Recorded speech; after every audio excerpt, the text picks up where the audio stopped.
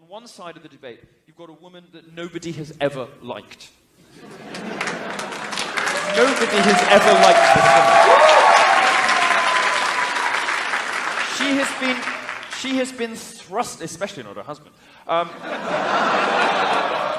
am told the debate rules tonight, by the way, are going to favor Donald Trump. For instance, she has to stand for 90 minutes. No seats. No seats. No seats. No seats. There'll be no phoning a friend. Anyone know the dialing code for hell? Imagine, you imagine the poor liberal feminists looking forward to a Clinton White House. They get there for some interminable rape seminar, something about rape culture on campus. Instead, to be greeted with classes like, is the bitch gonna talk? And how to suppress bimbo eruptions. Bill's getting a little infirm now. He looks, I'm trying to work out which STD it is that did it.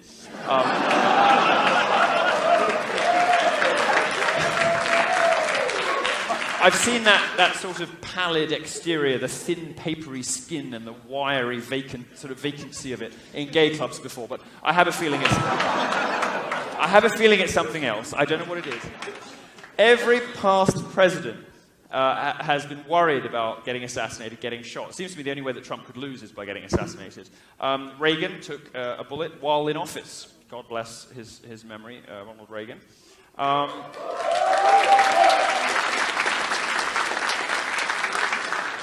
It's the only thing Hillary's worried about is not having a shot handy when she goes into one of her seizures.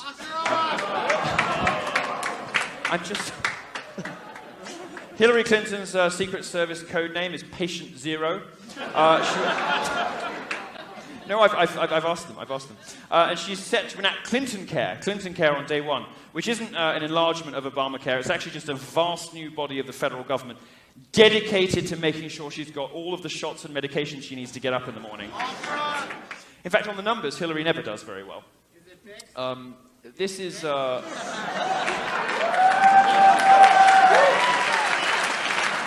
11% of Americans find Hillary honest and trustworthy. 14% of you believe in Bigfoot. What is she wearing?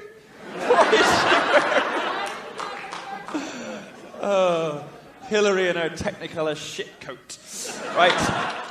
Hillary's policies are almost completely reactive. Every day, I imagine her team sort of says a number of prayers. One, that nothing bad happens that day because it always ends up terrible for them. Two, they won't have another unfortunate overheating episode at a 9/11 memorial. And the third prayer is probably facing Mecca. No, I'm not being mean. Think about who she surrounds herself with. Huma Abedin. Now, you know why they get on. It's not just Saga Cruz's Scrabble and scissoring that Hillary and Huma have in common. They both have terrible taste in husbands. Weiner and Bill Clinton, good Lord, no wonder those women have bonded. Even I, some fag from England, was able to command crowds 5 times the size of Hillary's. Now, it's true. She can barely get 200 people to show up when she speaks to young people. I sold out a 1,200-seater at Louisiana State University in 48 hours. Go Milo!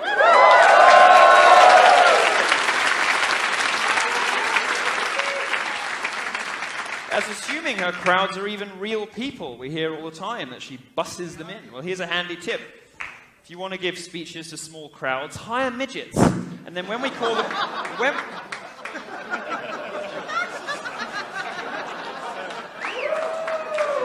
When they call the crowd small, you can cry bigotry like you always do.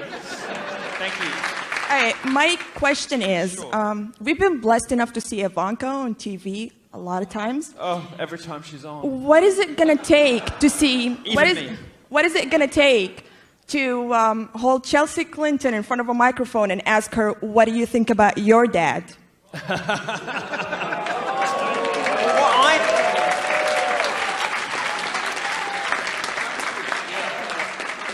I mean, the first thing to say is nobody knows who her dad is. In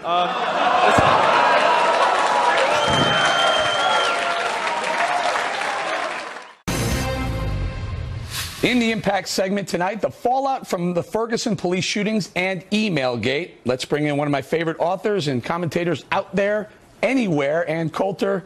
And welcome. First, let's start with Ferguson. Your thoughts on the latest in Ferguson? Well, I think the whole thing was brought about by Obama and Holder, turning a self-defense shooting by a cop in this small town into another 9/11. They had 45 FBI agents investigating, and what began as, you know, a brutal assassination murder of Mike Brown, a black teenager, after all of these investigations, to a massive grand jury investigation, even Eric Holder's Justice Department, all they come up with is, well, yes, he was, Darren Wilson, Officer Darren Wilson was completely in the right. He was being charged. The witnesses who said that Big Mike had his hands up were lying, were completely full of it. This is all from Eric Holder's report. But they stopped too many blacks in traffic violations. Try to find a city, any municipality in America where blacks are not stopped more than whites are. I mean, you'll remember Michael Bloomberg in New York defending the stop and frisk policy, saying, look, if you look at the arrest rates, blacks have a much higher arrest rate. They have a much higher crime rate. And liberals may not want to admit that, but if you're going to play these games with statistics, that happens to be very important. Michael Bloomberg said, if anything, we're not arresting enough white people. And as Steve Saylor pointed out on his blog, he started comparing white and black arrest records in various left-wing places like Santa Monica. The black arrest rate in Santa Monica is 3 times as high as the black arrest rate in Ferguson. All right, and before we move on to Hillary, I want to talk the producers, let's pull up that picture of the CNN anchors when they're standing around a table and they have the hands up, don't shoot sign. The media, Ann, has been complicit in this, and why?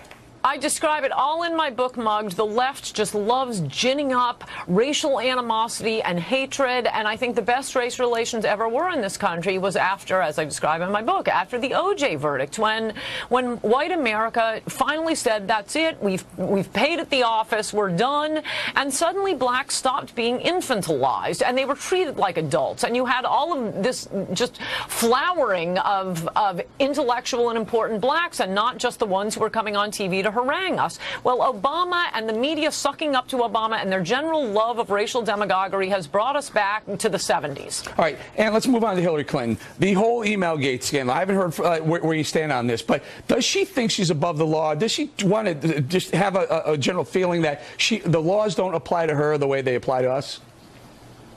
Well, I was listening to your previous guests and other guests on this topic on other stations, and let's say everything they say is true, which I do not think it is. This is for purposes of argument. Nothing that Hillary did was illegal. It didn't violate protocol. There's nothing about Benghazi. All the emails she deleted just had to do with Chelsea's wedding. Let's say all of that is true. Hillary herself and her defenders say, well, it was a mistake, and if I had to do it over again, I would have 2 phones.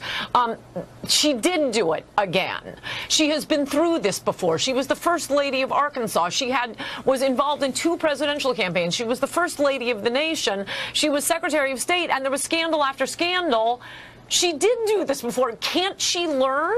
A child learns when you put your hand on the stove. If it burns, don't put your hand on the stove again. This is like an IQ test we've set up for this woman. A rat learns, don't do this.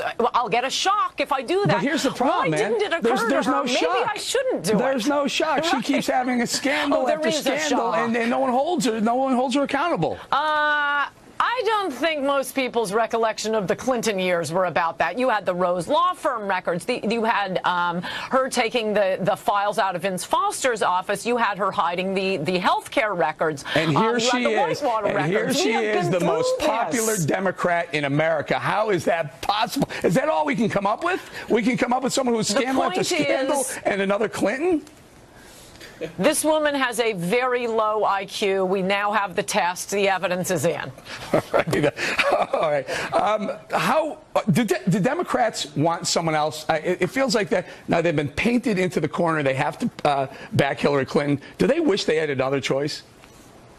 I think you're right about that. I mean, the media keeps, the left-wing media, i.e. everything except, well, right here, right now, they keep acting as if we somehow, we as America owe Hillary Clinton because we ran off with our trophy wife Obama back in 2008. We owe her this nomination. Well, America doesn't owe her. Maybe you owe her, liberal America. But I don't think most Americans feel like she's owed anything. So, yeah, and also I think probably a lot of them are starting to wonder, why would she do something this stupid? Forgetting about the corruption, forgetting about the illegality. So, Ann, the left seems to be enamored with the first African-American president. Now they want the first female president. Is that a mistake? It's kind of sad, the holidays they hold so dear. Whereas I noticed they did not celebrate the first black Secretary of State under President Bush, Colin Powell, or the first black female Secretary of State, Condoleezza Rice. No, those kind of slipped beneath the radar. But these useless women like Madeleine Albright, we have to have a big holiday over that one. I think it's embarrassing and people get sick of this stuff. And the main thing I would say is Republicans, please don't follow in the Democrats' wake. When a Margaret Thatcher comes along, you'll know it. You don't go looking over politics to find, do we have a woman we can run? You know it when she comes along. There you go. We're going to leave it right there. And as always, thank you very much. Up next, President Obama says he's embarrassed for the